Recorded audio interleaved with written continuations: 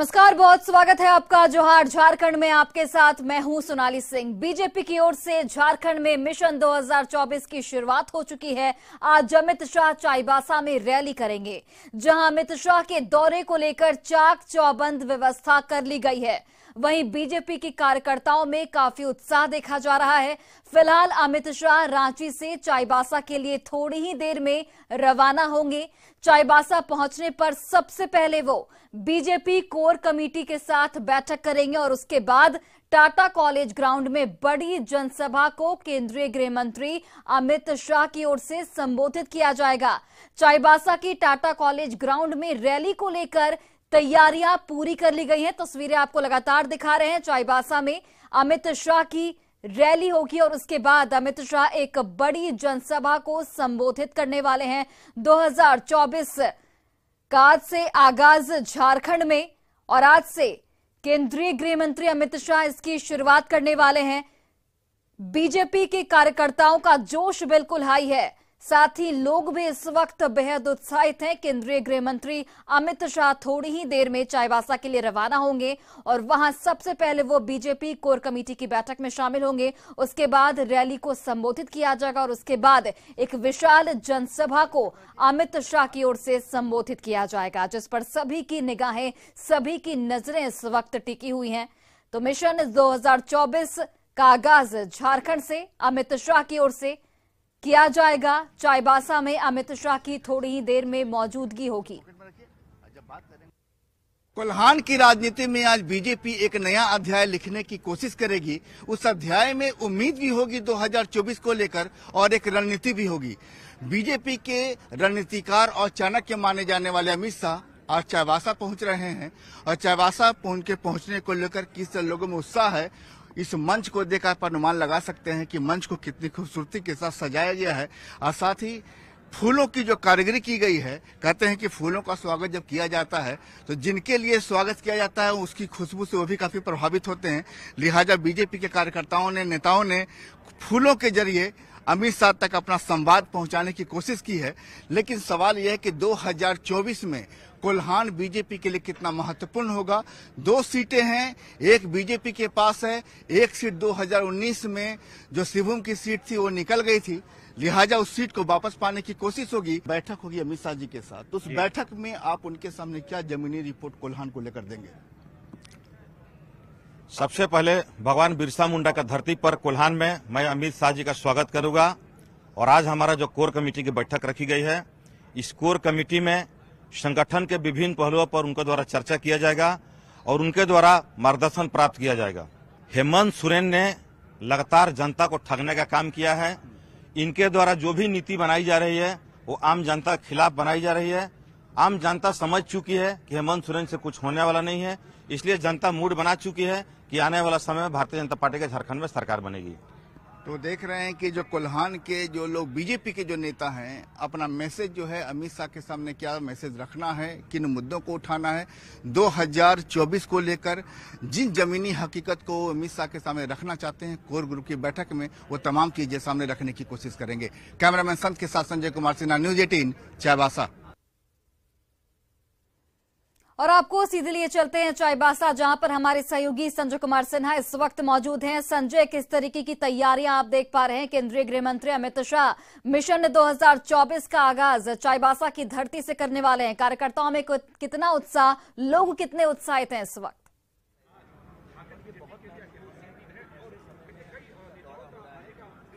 बिल्कुल जोश हाई है, जिसको आप कह सकते हैं कि फुल जोश है। और एक तरीके से आप ये भी कह सकते हैं कि 2024 को लेकर जो कुंडली लिखी जाएगी कोल्हान को लेकर, वो उसको लेकर के आप देख सकते हैं कि यहाँ पर जो है, यहाँ पर पूरे जो नेता जो है बीजेपी के कार्यकर्ता हैं, तमाम लोग यहाँ पहुंचे हुए हैं। प्रदेश स्तर के नेता कैंप किए हुए हैं, कोल्हान के नेता कैंप किए हुए हैं। सबकी एक ही कोशिश है कि कोल्हान की जमीनी हकीकत को यहाँ पर अमित शाह के सामने रखा जाए। हमारे साथ रविंद्र है, उनसे बात करेंगे कि जो एक तरीके से कहते हैं कि 2024 में जो होना है और कोल्हान में 2019 में जो हुआ, क्या पॉलिटिकल रिपेयरिंग होगी? देखिए, इसको मैं पॉलिटिकल रिपेयरिंग नहीं कहता हूं। भारतीय जनता पार्टी पूरे झारखंड पर अपना स्वाभाविक अधिकार महसूस करती है राजनीतिक रूप से। और पिछले चुनाव में किसी कारणवश यदि भारतीय जनता पार्टी लोकसभा में लूज की है, तो मैं समझता हूं कि आज अमित भाई एक ऐसी बुनियाद रखने का काम करेंगे आने वाले दिनों के लिए, 2024 के लिए, जिससे पूरे झारखंड में भाजपा एक सशक्त भूमिका निभाते हुए अपना परचम लहराएगी। और झारखंड हमारा है, हमने बनाया है, इसलिए झारखंड की हर जब यहाँ पर कोल्हान को लेकर के जब यहाँ पर अमित शाह जब फीडबैक लेंगे स्थानीय नेताओं के साथ, तो क्या कुछ आप रखेंगे उस बैठक में? मैंने बताया आपको कि कोल्हान में स्वाभाविक अधिकार और पकड़ भारतीय जनता पार्टी की रही है और शुरू से रही है। जब से झारखंड बना है हमारा अधिकार स्वाभाविक रूप से यहाँ रहा है। आने वाले दिनों में भाजपा उसी अधिकार और उसी ममता के साथ इस क्षेत्र में हम आने वाले दिनों में भी काम कर रहे हैं। और मैं समझता हूं कि एक उत्साह के साथ, एक पूरे मनोबल के साथ भाजपा का बूथ स्तर का कार्यकर्ता यहाँ पर अपना काम प्रारंभ करेगा, जो आने वाले दिनों में परिणाम देगा। देखिए, हमारे साथ जो है कुणाल सारंगी भी हैं और कुणाल सारंगी हमारे साथ ये बताएंगे, चूंकि कोल्हान से इनका ताल्लुक है। कुणाल जी जो बात कर रहे हैं कि जो कुणाल की फीडबैक, जो कहते हैं कि कोल्हान की फीडबैक जाएगी, अमित शाह लेंगे फीडबैक को, तो जो बात है कि 2024 में जो होना है और 2019 जो कोल्हान को लेकर हुआ, चाहे लोकसभा सीट की बात करें या विधानसभा चुनाव की बात करें, पूरी तरह से कोल्हान की सीट जो है बीजेपी के हाथ से जो है निकल गई थी, से एक सीट लोकसभा की आई थी। तो क्या अमित शाह के आने से पॉलिटिकल रिपेयरिंग होगा? देखिए, निश्चित रूप से वो देश के गृह मंत्री हैं और राजनीति के चाणक्य हैं। उन्हें इसका आकलन भी है कि यहाँ क्या परिस्थितियां हैं, किन परिस्थितियों से जो राजनीतिक परिणाम आए हैं उसका भी वो आकलन करेंगे। इसके साथ साथ संगठन को किस तरह से और धारदार बनाने की आवश्यकता है उस पर भी वो जोर देंगे, मार्गदर्शन देंगे। पहले वो लोकसभा के यहाँ की जो कोर कमेटी है उनके सदस्यों के साथ बैठक करेंगे। उसके बाद एक ऐतिहासिक रैली, और मैं आपकी जानकारी के लिए बता दूं, 40 साल के बाद किसी गृह मंत्री का चाईबासा की धरती पर आगमन हो रहा है। तो ये एक गौरवशाली क्षण है, एक निश्चित रूप से ऐतिहासिक क्षण है, न केवल कोल्हान के लिए बल्कि पूरे राज्य के लिए। और आदरणीय गृह मंत्री जी आज यहाँ पर जो आएंगे वो अपनी बातों से, ये जो कोल्हान की जो नेता अपना रिपोर्ट देंगे कि जो कोर ग्रुप में क्या प्रदेश स्तर के जो नेता हैं, क्या उनकी रिपोर्ट एक होगी या कुछ अंतर हो सकती है? तो क्या आप कोल्हान से ही ताल्लुक रखते हैं? देखिए, ये समन्वय स्थापित करके ही जो रिपोर्टिंग होती है और ये पार्टी का आंतरिक जो स्ट्रक्चर बना हुआ है उस आधार पर ही उनको रिपोर्टिंग की जाएगी। अच्छा, ये यहाँ पर देखिए लगातार 2 दिन से कैंप किए हुए, नेता कैंप किए हुए हैं, तो क्या अमित शाह के सामने जो रिपोर्ट आप लोग देंगे, ये कोल्हान की कुल 14 विधानसभा सीट है और एक आपको जो कोल्हान पिछले बार आप लोग के हाथ से निकल गया, तो इसको लेकर आप लोग क्या मानते, कौन से मुद्दे पीछे छूट गए कोल्हान में जिसकी जानकारी अमित शाह को देंगे? देखिए, उन सारी बातों पर वो आकलन वो करेंगे, अपना जो है किन कारणों से यहाँ पर पराजय का मुंह देखना पड़ा, संगठन में क्या कमी रही, कौन से मुद्दे महत्वपूर्ण हैं, जो मुद्दों को जनता के पास लेकर जाने की आवश्यकता है, इन सभी विषयों पर उनका मार्गदर्शन कार्यकर्ताओं को और पदाधिकारियों को प्राप्त होगा। आप देख रहे हैं कि लगातार नेता जो है यहाँ पर लगातार पहुंचने का दौर जारी है। खाड़ तक यहाँ पर जो है कोल्हान से जुड़े नेता हैं, उनका हौसला गदगद है, चूंकि उन्हें अपनी मन की बात कहने का मौका मिलेगा अमित शाह के सामने में। और चूंकि हो सकता है कि 2019 में जो कुछ हुआ, जो विधानसभा चुनाव में हुआ, उससे पहले लोकसभा चुनाव में जो हुआ, तमाम चीजों को लेकर वो अपनी रिपोर्ट देंगे। और यहाँ पर हो सकता है कि दोनों रिपोर्ट में फर्क हो तक प्रदेश स्तर के नेता जो समझते हैं कि जो कोल्हान को लेकर उनकी जो सोच है और कोल्हान के स्थानीय नेता की सोच है, दोनों रिपोर्ट में फर्क आ सकता है। लेकिन ये बात सच है कि अमित शाह जब यहाँ पर आएंगे आपको और यहाँ लोगों से बात करेंगे, तो एक पार्टी में नई जान फूंकने की कोशिश होगी। और 2024 में जिस तरीके से बीजेपी मिशन कोल्हान को लेकर चल रही है कि मिशन जो झारखंड की तमाम 14 सीटें आए, कोल्हान की एक सीट जो निकल गई थी, राजमहल की सीट, संथाल की, तमाम सीटों को लेकर वापस लेने की कोशिश होगी। और जो ठीक 2024 के आखिरी में आपको विधानसभा चुनाव होंगे, उसमें कोल्हान का असर बीजेपी की कुल सीट में जोड़ने की कोशिश होगी, जिससे 2019 में पार्टी पीछे रह गई थी। संजय, चाईबासा से 2024 के शंखनाद के कई मायने हैं। सबसे पहले तो चाईबासा में जो 2 सीट है उस पर खास नजर बीजेपी की बनी रहेगी और यहीं से 2024 का एक रोड मैप तैयार किया जाएगा। अमित शाह की मौजूदगी अब से थोड़ी ही देर में, कितना ठोस कदम बीजेपी की ओर से आप मानते हैं इसे? विशिष्ट अतिथिगणों का हार्दिक अभिनंदन करता हूं। स्वागत करता हूं। देखिए, बीजेपी जो है इस साफ है कि बीजेपी का ये मानना है कि कोल्हान की जो 2 सीट है वो बड़ा मैसेज देती है आपको राज्य भर के लिए, क्योंकि ये वही जगह है जहां पर आपको कांग्रेस का, जेएमएम का एक मजबूत गढ़ है। और बीजेपी का कोशिश होगी कि सबसे पहले, चूंकि 2024 में पहले लोकसभा चुनाव होना है, हालांकि बीजेपी के पास संतोष भरी बात यह है कि जमशेदपुर की सीट बीजेपी के पास है। और बीजेपी के यहाँ पर देखिए कि यहाँ पर जो सांसद हैं बीजेपी के, विद्युत रण महतो जो है वो भी है। विद्युत जी, एक जो यहाँ पर आ रहे हैं कि जो बात हो रही है कि राजमहल भी आ रहा था, अमित शाह ने क्या बात कर, अभी सूरत बहुत जल्द पहुंचने वाले हैं। क्या चीजों को रखेंगे आप लोग? किन चीजों को रखेंगे, मुद्दों को रखेंगे? देखिए, भारतीय जनता पार्टी संगठनात्मक पार्टी है, बहुत अनुशासित पार्टी है। आने वाले संगठन को मजबूत के दिशा निर्देश के साथ साथ आने वाला जो 2024 इलेक्शन है उसमें भारतीय जनता पार्टी, हम लोग चाहते हैं कि पूरा 14 की 14 सीट भारतीय जनता पार्टी झोली में आए, उसके लिए उन्होंने संगत भी किया। देखिए, सांसद महोदय का साफ कहना है कि देखिए बीजेपी 2 रणनीति पर चल रही है। 2024 में जो पहले लोकसभा चुनाव होगा, कोल्हान की दोनों सीटें, जो पहले से एक सीट तो जमशेदपुर की बीजेपी के पास है, दूसरी सीट जो आपको सिवुम की सीट है जिस पर फिलहाल कांग्रेस की सांसद गीता कोड़ा है, तो वो सीट वापस लेने की कोशिश होगी। चूंकि बीजेपी का मानना है कि वो बीजेपी की पहले उस पर सांसद रहे हैं और गीता कोड़ा से पहले जो कि वर्तमान में कांग्रेस की सांसद है, तो बीजेपी उस सीट को भी अपना मानती है। और उसके बाद ठीक 2024 के जो साल के आखिरी में नवंबर में विधानसभा चुनाव होंगे, उसमें कोल्हान की कुल 14 सीटें हैं जिस पर बीजेपी 2019 में 0 पर आउट हुई थी, वो तमाम सीटों को भी लेने पर रणनीति बनेगी। इसलिए अमित शाह आने के समय सबसे पहले यहाँ पर कोर कमेटी की बैठक करेंगे ताकि उनकी रिपोर्ट वास्तव में जमीनी हकीकत जानने की कोशिश होगी कि कोल्हान के नेता क्या सोचते हैं, वास्तव में किस मुद्दे पर पार्टी पिछड़ रही है, प्रदेश स्तर के नेता उन्हें क्या रिपोर्ट देते हैं, तमाम रिपोर्टों का मिलाकर आकलन होगा।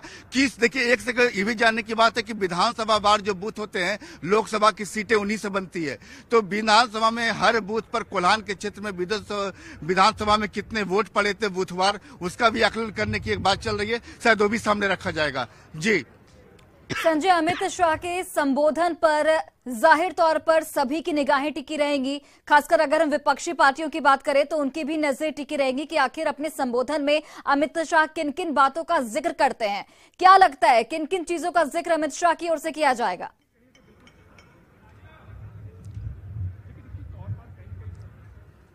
देखिए, जो मुद्दे दिए जाएंगे, जिन मुद्दों पर जो है वर्तमान में सत्तारूढ़ पार्टी है, जो यहाँ पर जो जेएमएम और कांग्रेस की, जो यहाँ पर जो उन मुद्दों पर जो पार्टी बैकफुट पर, जैसे मान लीजिए 1932 को लेकर जो यहाँ पर कोल्हान में जिस तरीके से खतियान का विरोध हुआ था, जाहिर है कि उसको एक बड़ा मुद्दा बनाकर रखने की कोशिश होगी कि 1932 का कार्ड कोल्हान में प्ले किया जा सकता है, नियोजन नीति जिस तरीके से निरस्त हुई वो प्ले किया जा सकता है, प्लस कोल्हान का एक अपना हिसाब किताब है। कोल्हान में आज भी लोग मानते हैं कि बुनियादी सुविधाओं को लेकर थोड़ी यहाँ कमी है और पार्टी इस बात का आश्वासन लेकर सामने आ सकती है कि जो कोल्हान पिछड़ रहा है वास्तव में बुनियादी चीजों को लेकर सुविधाएं हम देंगे। या पार्टी फिर ये बता सकती है कि जब पिछले में जब बीजेपी की सरकार थी और जो रघुवर दास यहाँ मुख्यमंत्री हुआ करते थे, तब कोल्हान में किस तरीके की सुविधाएं थी, तमाम चीजों को एक तरीके से तुलनात्मक अध्ययन बनाकर वर्तमान में जो मुद्दे हैं उनको बताकर एक तरीके से माइलेज देने की कोशिश होगी। और सबसे पहली बात, इससे एक संक्षेप में ऐसे समझा जाए कि 2024 में आपको चुनावी साल होगा, लेकिन 2023 बीजेपी ये मानकर चल रही कि देश भर में जितने भी ऐसे सीट हैं जिसे पार्टी जीत सकती थी नहीं जीत पाई, उसमें कोल्हान की सीट भी है, संथाल की एक राजमहल सीट भी है, तमाम सीटों को लेकर पार्टी मंथन कर रही है। और उन सीटों में पॉलिटिकल रिपेयरिंग एक वर्ड है कि जिसको इसमें 2023 में रहते ही जमीन पर नजर बनाए रखिए, वापस लौटेंगे जब भी अमित शाह की मौजूदगी होगी और आप उन तस्वीरों को भी हमारे दर्शकों तक पहुंचाइएगा कि कार्यकर्ता कितने उत्साहित हैं और अमित शाह किस तरीके से जनसभा को संबोधित कर रहे हैं। बढ़ते आगे, अमित शाह के झारखंड दौरे पर कांग्रेस ने निशाना साधा है। कांग्रेस का यह कहना है कि बीजेपी के बड़े नेता चुनावी राजनीति के लिए दर्शन देते हैं, कभी राज्य के विकास को लेकर भी दौरा करना चाहिए।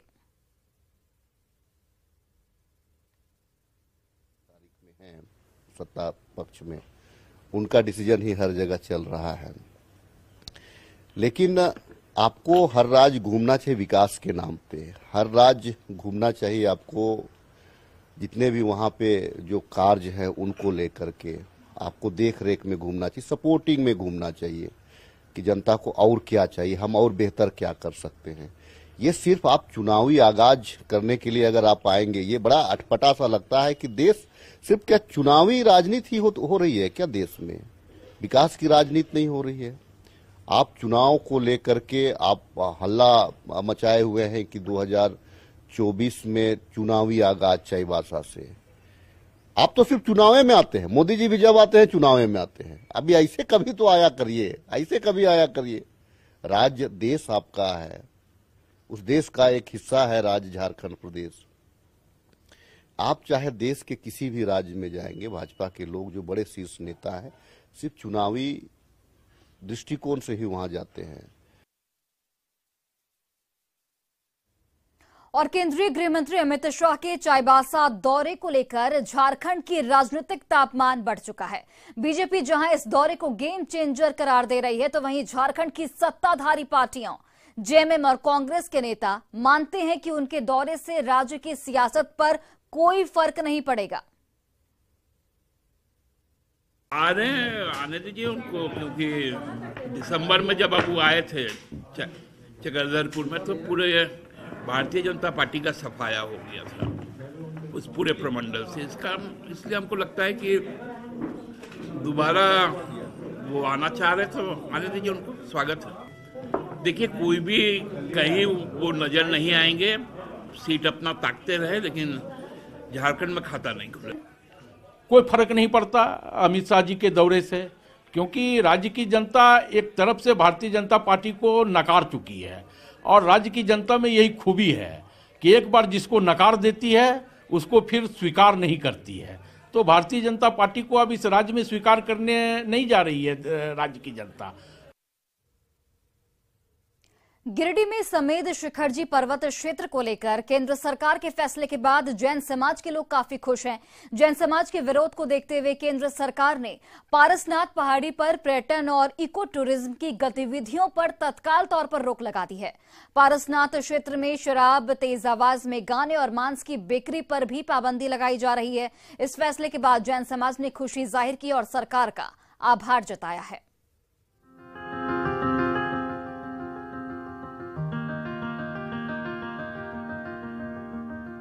गिरिडीह के मधुबन स्थित श्री सम्मेद शिखरजी पारसनाथ में वंदना करने पहुंच रहे जैन धर्मावलंबी केंद्र सरकार की खूब प्रशंसा कर रहे हैं। वजह है केंद्र सरकार के वो फैसले जो जैन समाज के विरोध को देखते हुए केंद्र सरकार ने लिया, जिसके तहत पारसनाथ पहाड़ी पर पर्यटन और इको टूरिज्म की गतिविधियों पर तत्काल रोक लगा दी गई है और पारसनाथ क्षेत्र में शराब, तेज आवाज में गाने और मांस की बिक्री पर भी पाबंदी लगाई जा रही है। इस फैसले के बाद जैन समाज ने खुशी जताई है और सरकार का आभार जताया है। पारसनाथ मामला अब धीरे धीरे थमता हुआ दिखाई दे रहा है। अभी हम वंदना मार्ग से नीचे उतर रहे हैं और हमारे साथ कुछ धर्मावलंबी हैं जो वंदना करके ऊपर से नीचे जा रहे हैं तलहटी की ओर। हम उनसे बात करते हैं, क्योंकि जिस तरह से सरकार ने फैसला लिया है, केंद्र सरकार ने, कि जो इसे तीर्थ स्थल है उसे तीर्थ स्थल ही बनाया जाएगा और पर्यटन स्थल का जो टैग मिला था उसे हटा दिया गया है। और ये जो केंद्र सरकार ने निर्णय लिया है वो बहुत सराहनीय है, हम उसकी अनुमोदना करते हैं और हम चाहते हैं कि ये झारखंड सरकार भी उसका अमल करे और ये पर्यटन स्थल ना बने, यही हमारी अपेक्षा है। दरअसल पिछले लंबे समय से देश भर में जैन समाज के लोग आंदोलन कर रहे थे। उनकी मांग थी कि झारखंड के गिरिडीह जिले में पारसनाथ की पहाड़ी में स्थित सम्मेद शिखरजी को पर्यटन स्थल घोषित करने के फैसले को वापस लिया जाए, क्योंकि वहां मांस और शराब की बिक्री होने लगी है। इसे लेकर जैन समाज के प्रतिनिधियों ने पर्यटन मंत्री भूपेंद्र यादव से मुलाकात की, जिसके बाद उन्होंने जैन समाज को भरोसा दिलाया और तुरंत बड़ा फैसला लेते हुए नोटिफिकेशन जारी कर दिया। केंद्र के फैसले पर झारखंड के मुख्यमंत्री हेमंत सोरेन ने भी खुशी जताई, जिसकी वजह से जैन समाज के लोग केंद्र और राज्य दोनों सरकारों को धन्यवाद दे रहे हैं। न्यूज 18 के लिए गिरिडीह से संवाददाता एजाज अहमद की रिपोर्ट।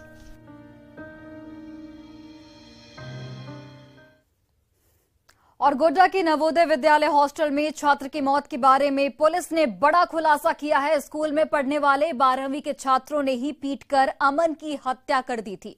बताया गया है कि 31 दिसंबर की रात में हॉस्टल के बाहर अमन शराब के नशे में हंगामा कर रहा था। मना करने के बावजूद जब वह नहीं माना तो 12वीं कक्षा के 2 बच्चों ने उसकी जमकर पिटाई कर दी, जिसके बाद उसकी मौत हो गई। जबकि स्कूल प्रबंधन दावा कर रहा था कि तबीयत बिगड़ने की वजह से बाथरूम में गिरने से उसकी मौत हुई थी, लेकिन मृतक के शरीर पर चोट के निशान ने मामले को संदेहास्पद बना दिया था और इस मामले में अब पुलिस ने दोनों नाबालिग आरोपी को गिरफ्तार कर लिया है। वह लड़का शराब के नशा में होकर हो हल्ला मचा रहा था, जिसके कारण जो 2 नाबालिग किशोर, इसको निरुद्ध किया गया है, नाम नहीं लिया जा सकता है। गए उसको मना किया लेकिन वो नहीं माना तो लोग लात घुसा ठेठ से मारपीट किया। फिर वहाँ एक प्लास्टिक के जार में पानी रखा हुआ था तो उसके शरीर पर वो लोग डाल दिए और डालने के बाद फिर उस जार से भी मारपीट किया। इसके बाद उसकी स्थिति खराब होने लगी तो फिर हॉस्पिटल के स्टाफ को और हाउस मास्टर को खबर किया गया और अस्पताल लाते समय उसकी मृत्यु हो गई। और फिलहाल इस बुलेटिन में बस इतना ही, लेकिन